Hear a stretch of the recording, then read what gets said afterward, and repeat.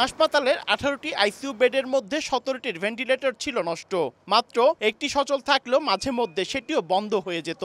অথচ 2020 সালে করোনা মহামারীর শুরুতে এখানে প্রথমে 10টি, পরে আরও 8টি আইসিইউ বেড স্থাপন করা হয়। মোট 18টি নিবিড় পরিচর্যা বেড স্থাপন করলেও এতদিন সেগুলোর যন্ত্রপাতি অচল হয়ে পড়েছিল।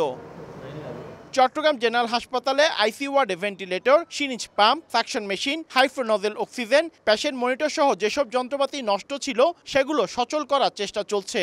ঢাকা থেকে আসা উচ্চ ক্ষমতা সম্পন্ন টিম কাজ করছে জানান তত্ত্বাবধায়ক। পর্যাপ্ত পরিমাণে হাইফ্রোনাজাল ক্যানুলা, বাইপেপ মেশিন এবং ভেন্টিলেটর আছে এবং আরও কিছু মেশিন 2-1 দিনের মধ্যেই সচল হয়ে যাবে। সর্বাধিক গুরুত্ব দিয়ে করোনা রোগীদের জন্য ইতিমধ্যে 5টি আইসিইউ বেড প্রস্তুত করা হয়েছে বলে জানান জেনারেল হাসপাতালের আইসিইউ ইনচার্জ। যেগুলো কিছু অচল মেশিন ছিল সেগুলো সচল করার জন্য ইতিমধ্যে উদ্যোগ নেওয়া হয়েছে এবং কাজ চলছে। আইসিইউ ইউনিট পরিদর্শনে এসে চট্টগ্রাম সিটি মেয়র জানান, ঢাকা থেকে আসা টিমের মাধ্যমে 3টি ভেন্টিলেটর ইতিমধ্যে ঠিক করা হয়েছে, বাকিগুলো দ্রুত ঠিক করা হবে বলেও আশাবাদ ব্যক্ত করেন তিনি।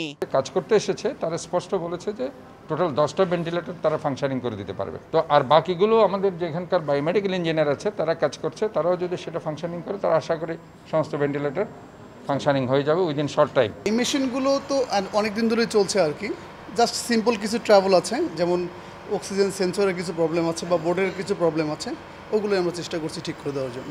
এছাড়া হাসপাতালটিতে বর্তমানে জনবল সংকটও রয়েছে। 2020 সালে করোনা ইউনিটের জন্য যে 22 জন চিকিৎসক সংযুক্তি পেয়েছিলেন তাদের সবাইকে চলতি বছরের 19 ফেব্রুয়ারি একসঙ্গে বদলি করা হয়। এরপর আর কাউকে নিয়োগ দেয়া হয়নি। পার্থপ্রতিম বিশ্বাস, সময় সংবাদ, চট্টগ্রাম।